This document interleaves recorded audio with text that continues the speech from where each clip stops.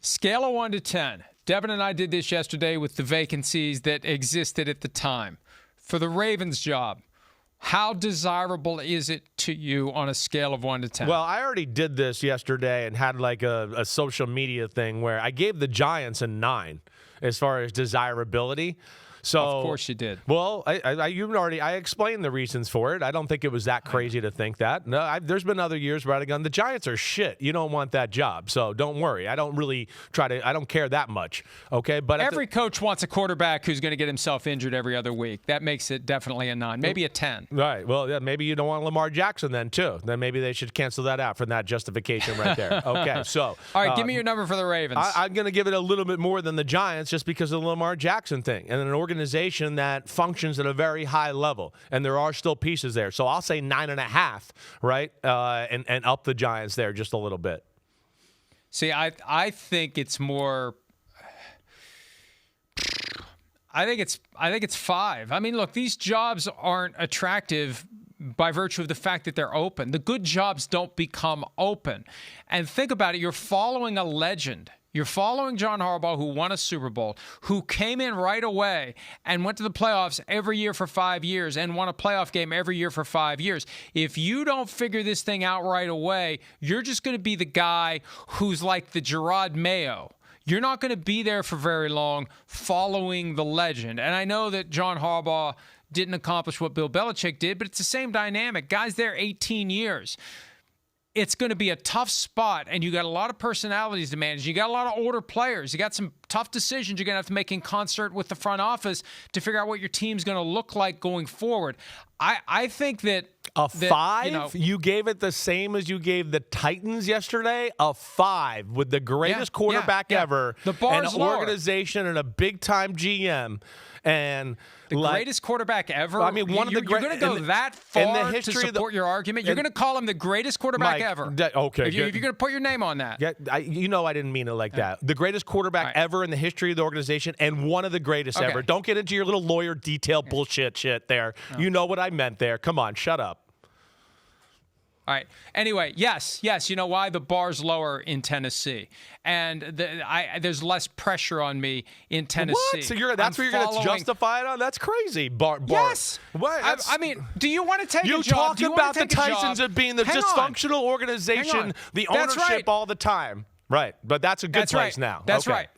Well, it's a better place than Baltimore right now. That's a crazy. I'm stepping in.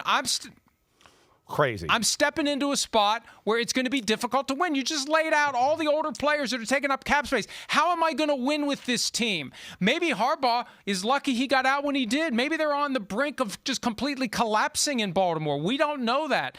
I just think you're going into a spot where the bar is going to be high. They're going to expect you to win. They're going to expect you to fix the problems that John Harbaugh couldn't fix. I'd rather go to Tennessee with Cam Ward, who's in his second year, who could be one of the best quarterbacks in the NFL. And I've got no expectations. I got a new stadium coming. There's a lot of excitement around the Titans. Yes, I'm surprised I put them at the same number because I'd rather take the Titans job right now than the Ravens job. I think this Ravens job has the potential, unless you get the right person, it has the potential to go sideways quickly because the Harbaugh 18 years is going to be looming over everything you do. And for these kind of jobs, those are real factors.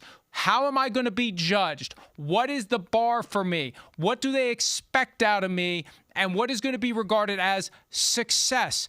9-8 in Tennessee next year is success. 9-8 in Baltimore next year? All right, we'll see if this guy works out. Yeah, I know. I couldn't disagree more. So, okay, we'll just end with that. You operate in ifs on one side, and then on the other side, you don't give the if factor. If Cam Ward works out, if ownership can get it right. Don't you think he will?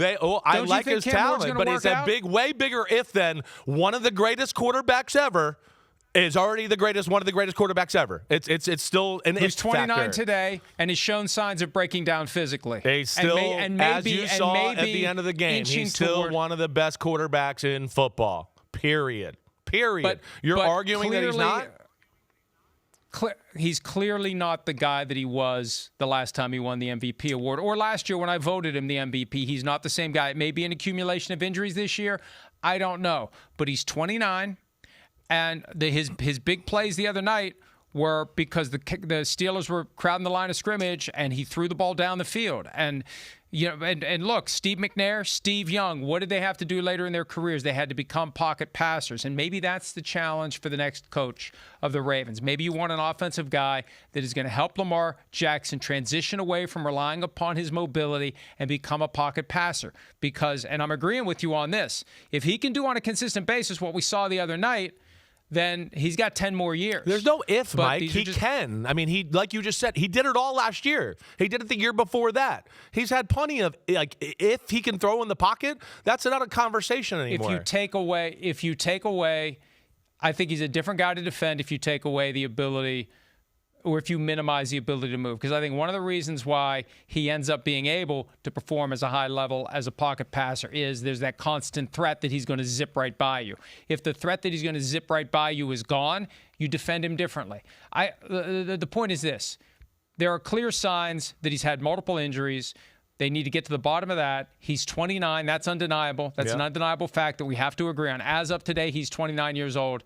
And I'd rather have the 22-year-old guy. I'd rather have the guy where I can mold him into whatever his potential suggests. He wasn't the first overall pick accidentally. And you and I were both very impressed by Cam Ward. Definitely. He's got a fire. He's got an intensity. He's got a desire to be great.